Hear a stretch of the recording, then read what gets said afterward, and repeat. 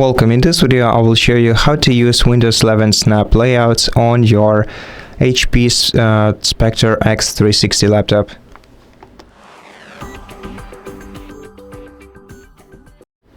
First, let's open any application on our laptop.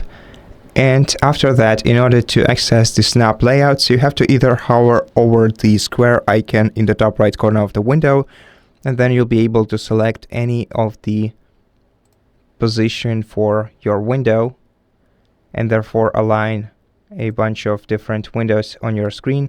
You can also use the Windows Z combination of keys to open the snap layouts and then select the one that you need. Some devices have up to 4 different layouts.